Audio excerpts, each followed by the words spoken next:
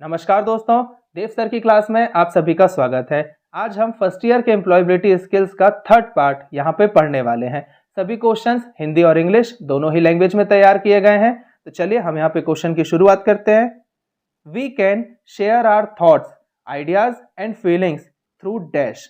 यहाँ पे पूछा जा रहा है कि हम किस माध्यम से अपने विचारों को और भावनाओं को साझा करते हैं। तो इसका सही उत्तर है दोस्तों कम्युनिकेशन, यानी कि संचार। जब हम किसी से बातचीत करते हैं तो उससे ही हम अपनी भावनाओं को व्यक्त कर सकते हैं।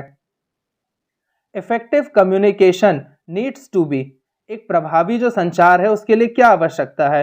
तो दोस्तों यहाँ पर आपके लिए सिंपल होना चाहिए, क्लियर होना चाहिए और कंप्लीट होना चाहिए। जब आपका संचार जो है वो सिंपल, क्लियर और कंप्लीट होगा तभी वो पूर्ण माना जाएगा। तो यहाँ पे जो लास्ट वाला ऑप्शन है ऑल ऑफ द अबव वो यहाँ पर सही है।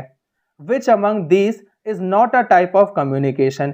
यहाँ पे 4 ऑप्शन दिए हुए हैं तो आपको बताना है कि इनमें से कौन सा एक संचार का साधन नहीं है। तो देखिए, मौखिक यानी कि वर्बल संचार भी होता है, अमौखिक नॉन वर्बल भी होता है, इशारों के थ्रू, तस्वीर यानी कि विजुअल्स के थ्रू भी हम अपने एक्सप्रेस कर सकते हैं फीलिंग्स को। और लास्ट दिया है सॉरो यानी कि दुख, तो दुख के द्वारा आप कोई भी संचार नहीं कर सकते हैं। तो यहाँ पर यह ऑप्शन आपका सही है। नित्या wanted to discuss an issue with her teammates. What type of communication is it? अब नित्या को दोस्तों अपने साथियों के साथ किसी मुद्दे पर चर्चा करनी है, तो आपको बताना है कि ये कौन सा संचार है, कौन सा कम्युनिकेशन है। तो ये एक मौखिक कम्युनिकेशन है, क्योंकि नित्या को जो भी प्रॉब्लम होगी वो बोलकर अपने टीममेट से इसके बारे में डिस्कस करेगी। तो यहाँ पे ये एक वर्बल कम्युनिकेशन होगा। The way we sit, our facial expressions and body language show that communication। हम जिस तरह से बैठते हैं तो हमारे चेहरे के भाव और शारीरिक भाषा जो है वो कौन सा संचार दर्शाती है। तो यहाँ पे ये नॉन वर्बल यानी कि अमौखिक संचार को दर्शाती है, क्योंकि हम बिना बोले ही बैठते हैं तो हमारे फेशियल एक्सप्रेशंस, चेहरों से बिना बोले जो चीज़ शो हो रही है उसे हम नॉन वर्बल कम्युनिकेशन कहते हैं। Verbal communication is the use of, मौखिक संचार का क्या उपयोग होता है। तो देखिए दोस्तों, मौखिक संचार यानी कि शब्दों के द्वारा जब आप बोलकर किसी को कम्युनिकेट करते हैं उसे कहा जाता है। यहाँ पे सही ऑप्शन होगा words. Forms of verbal communication, मौखिक संचार का रूप क्या है। तो देखिए दोस्तों, लिखा हुआ और बोला जा रहा यानी कि रिटन और स्पीकिंग, ये दोनों ही आपका वर्बल कम्युनिकेशन में आता है, क्योंकि इसमें आप शब्दों के जरिए ही, चाहे आप वो शब्द को लिखकर बोलें या बताकर बोलें, तो यहाँ पर आपका both A and B option सही होगा। क्लियर कम्युनिकेशन लीड्स टू, जब आप स्पष्ट संचार करते हैं तो वो आपको किस ओर लेकर जाता है। तो वो आपको फास्टर यानी कि तेज काम करने की ओर लेके जाता है। Sita is speaking to her customers to understand how to improve her business. What type of communication is this. Sita जो है वो अपने ग्राहकों से यह समझने के लिए बात कर रही है कि वो अपने व्यवसाय को यानी कि बिजनेस को कैसे बेहतर बनाए। तो इसे हम क्या कहेंगे दोस्तों, ये रहेगा आपका वर्बल कम्युनिकेशन, क्योंकि यहाँ पे शब्दों के जरिए सीता जो है वो अपने बातों को रख रही है और उसके जो ग्राहक है वो उसे उन चीज़ों को समझा रहे हैं।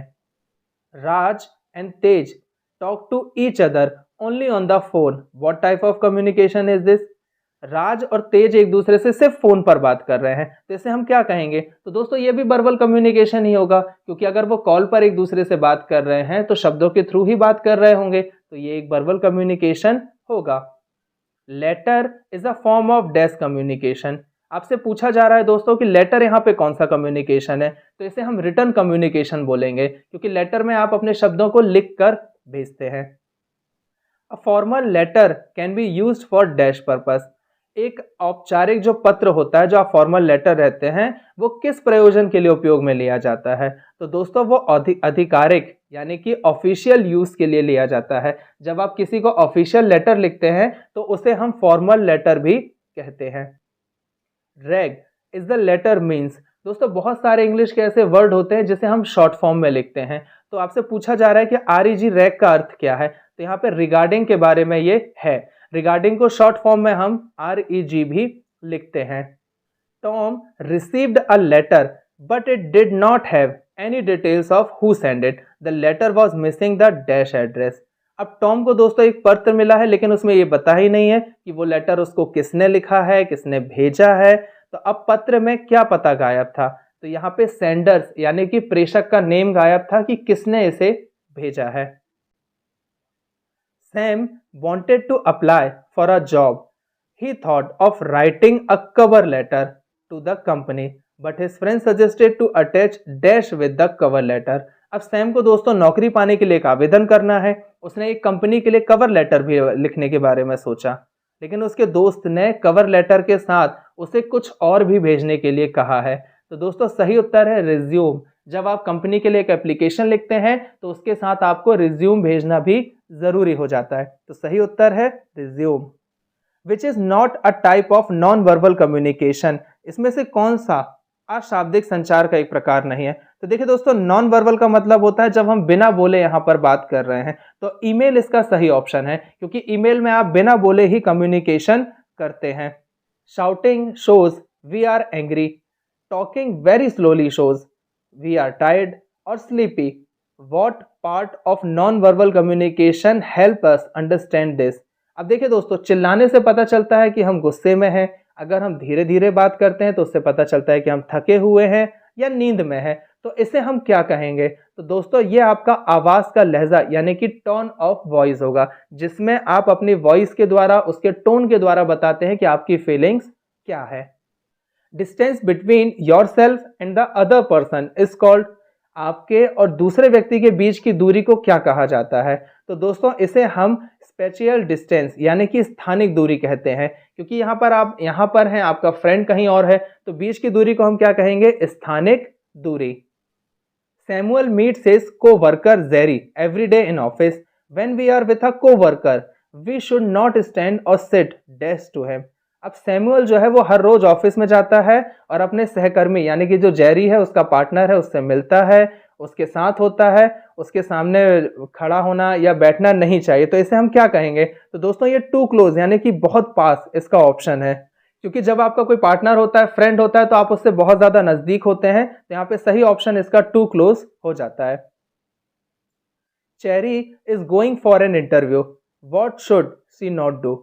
अब चेरी यहाँ पे इंटरव्यू के लिए जा रही है, तो उसे क्या नहीं करना चाहिए? तो ये जो चार ऑप्शन दिए हुए हैं, तो अप्लाई टू मच मेकअप और परफ्यूम, क्योंकि दोस्तों क्या होता है, लड़कियां जब इंटरव्यू के लिए जाती है तो उन्हें लगता है बहुत ज़्यादा हम तैयार हो जाएं, बहुत सारा मेकअप कर ले, परफ्यूम लगा ले, तो उससे उन्हें जॉब मिल जाएगी। तो ऐसा बिल्कुल भी नहीं है। जॉब आपको आपके टैलेंट पर ही मिलेगा, इसलिए आपको बहुत ज़्यादा अप्लाई ये सब चीज़ें नहीं करना चाहिए।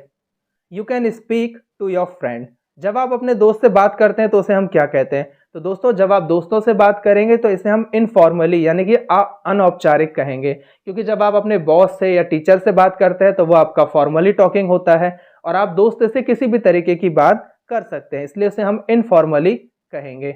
Which is not a type of communication, यहाँ पे चार ऑप्शन दिए हैं, आपको बताना है कि इनमें से कौन सा कम्युनिकेशन नहीं है।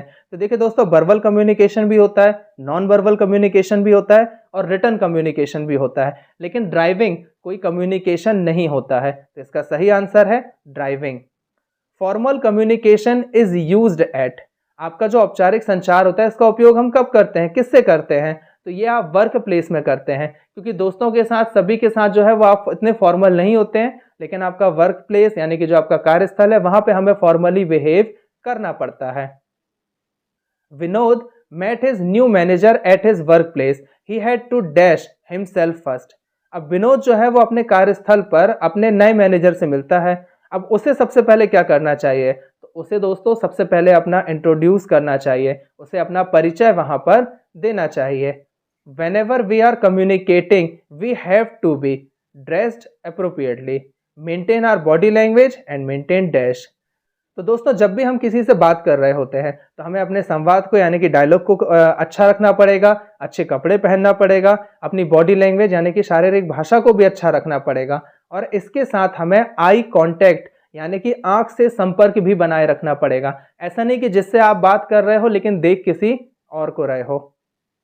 Exchange of ideas happen through, जब आप विचारों का आदान प्रदान करते हैं तो ये कौन सा माध्यम होता है? तो दोस्तों ये कम्युनिकेशन यानी कि संचार का माध्यम होता है।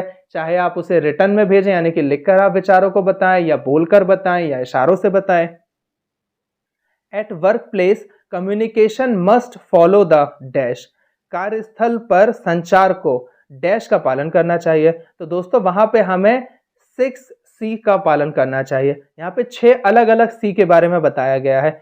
यहाँ पे दोस्तों आप स्क्रीन में देख सकते हैं, ये सभी सी से शुरू होने वाले वर्ड आपको बताए गए हैं और ये पूरे सी से शुरू होने वाले 6 के 6 वर्ड का हमें पालन करना चाहिए। आप चाहे तो इसका स्क्रीनशॉट भी ले सकते हैं। ऑर्गेनाइजेशन कम्युनिकेट मेनली थ्रू, जब आपका कोई भी संगठन है तो वो आपसे किस रूप में बात करेगा? तो दोस्तों वो आपसे ईमेल के जरिए ही बात करेगा, क्योंकि जो भी डिटेल्स होती है वो ईमेल के जरिए हमारे पास भेज दी जाती है। Vishu has to send some secrets officially documents to his manager, how should he not send it. अब विशु जो है वो अपने मैनेजर को कुछ सीक्रेट जानकारी बताना चाहता है, कुछ उसे डॉक्यूमेंट भेजना चाहता है, तो वो अब क्या करे, उसे कैसे भेजना चाहिए? तो यहाँ पर दोस्तों व्हाट्सएप से नहीं भेजना चाहिए, क्योंकि वो बिल्कुल भी सिक्योर नहीं है। क्योंकि जब आप कोई गुप्त जानकारी भेजते हैं तो व्हाट्सएप की जानकारी लीक हो सकती है। या तो आप ईमेल के जरिए भेजें या स्पीड पोस्ट के जरिए भेजें, या फिर सबसे बेस्ट ऑप्शन होता है कि सीधे आप अपने मैनेजर से मिलें और उसे वो जानकारी दे दें। Different people work together on the same task is called, जब अलग अलग लोगों को दोस्तों एक ही काम दिया जाता है तो उसे क्या कहा जाता है? तो उसे हम टीम वर्क कहते हैं, जिसमें अलग अलग लोगों को एक ही काम दिया गया है और उन्हें टीम बनाकर ही काम करना पड़ेगा। The concept of dash best describe importance of team work.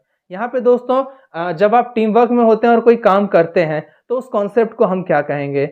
उसे हम दोस्तों तालमेल कहेंगे, क्योंकि जब आपके टीम में लोगों का अच्छा तालमेल बना होगा तो आप डेफिनेटली अच्छा काम यहाँ पे कर पाएंगे।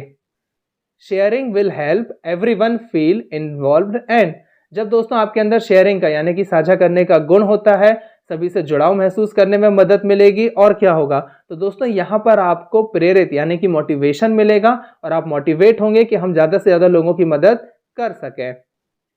Ram, Vinay and Sandeep are working as a team to finish the geography project. Vinay is sharing his thought, तो what are Vinay and Sandeep suppose to do? यहाँ पे दोस्तों ये बोला जा रहा है कि राम, विनय और संदीप जो है वो एक टीम मेंबर है और किसी प्रोजेक्ट पे यानी कि जियोग्राफी प्रोजेक्ट पे काम कर रहे हैं। अब विनय जो है वो कोई आइडिया बता रहा है तो बाकी दो लोगों को क्या करना चाहिए? तो बाकी दो लोगों को केयरफुली उस चीज़ को सुनना चाहिए और समझना चाहिए, क्योंकि जब हम टीम वर्क में काम करते हैं तो सभी के वहाँ पे ऑप्शन बहुत ज़्यादा इंपॉर्टेंट हो जाते हैं। सभी अगर कोई डिटेल बता रहे हैं तो वो हमें सुनना चाहिए। तो यहाँ पे ऑप्शन हो जाएगा लिसन एक्टिवली, सक्रियता से सुने। टीना and Lyra's team are working together to finish this school painting project. What should both the team to do finish this project? अब टीना और लायरा जो है वो टीम स्कूल पेंटिंग प्रोजेक्ट को पूरा कर रही हैं और उन्हें मिलकर इस पर काम करना है। तो इसे हम दोस्तों क्या कहेंगे? तो ये आपका शेयर रिस्पॉन्सिबिलिटी यानी कि जिम्मेदारी साझा करना कहेंगे, क्योंकि जब आप टीम वर्क करते हैं तो इसमें सभी को हिस्सा लेना चाहिए और सभी को इसमें मिलजुल कर काम करना चाहिए। आर्ग्यूमेंट और disagreement between two groups of people is called, जब दो समूहों के बीच में कोई बहस हो जाती है या किसी बात पे वो असहमत होते हैं तो इस चीज़ को क्या कहा जाता है? तो इसे दोस्तों कॉन्फ्लिक्ट यानी कि टकराव कहा जाता है, क्योंकि जब दो लोगों के थॉट ही नहीं मिलेंगे और बहस हो जाएगा तो उनके बीच में टकराव हो गया। कॉन्फ्लिक्ट यूजुअली क्रिएट्स, दोस्तों जब किसी के बीच में संघर्ष होता है या उनके बीच में टकराव होता है तो उससे क्या पैदा होता है? तो दोस्तों उससे नेगेटिव इमोशंस यानी कि नकारात्मक भावनाएं पैदा होती हैं। आपने देखा होगा कि जैसे कि जो राजनीतिक पार्टियां होती हैं अक्सर इनके बीच में टकराव होता है, तो एक दूसरी राजनीतिक पार्टी कभी एक दूसरे को सपोर्ट नहीं करेंगे, वो हमेशा उनके बारे में नेगेटिव बातें ही करेंगे। Conflict is work place affects, कार्यस्थल पर इस चीज़ का क्या प्रभाव पड़ता है? तो देखिए दोस्तों वहाँ पे आपका एबिलिटी टू वर्क यानी कि जो काम करने की क्षमता है उस पर इसका सीधा सीधा प्रभाव पड़ता है। मैं इसका सीधा आपको एग्जांपल देता हूं। अगर एक ही कंपनी में दो लोग काम कर रहे हैं और एक किसी दूसरी पार्टी से है और एक किसी दूसरी पार्टी से, तो डेफिनेटली उनके बीच में टकराव होगा और इसका पूरा असर उनके काम पर पड़ेगा, क्योंकि ये अपनी अपनी राजनीतिक पार्टियों को सपोर्ट करेंगे और भूल जाएंगे कि जिस काम को वो कर रहे हैं उससे उन्हें सैलरी मिलती है, इससे उनका घर चलता है। तो इसका सबसे सही एग्जाम्पल यही होता है एबिलिटी टू वर्क यानी कि कार्य करने की क्षमता यहाँ पे प्रभावित हो जाएगी। James had to meet his team members Suraj, Reena and Nagma on Friday. अब James called Suraj and Reena, but he did not inform Nagma. This is an example of, अब देखिए दोस्तों जेम्स जो है वो अपने सभी दोस्तों से मिलना चाहता है।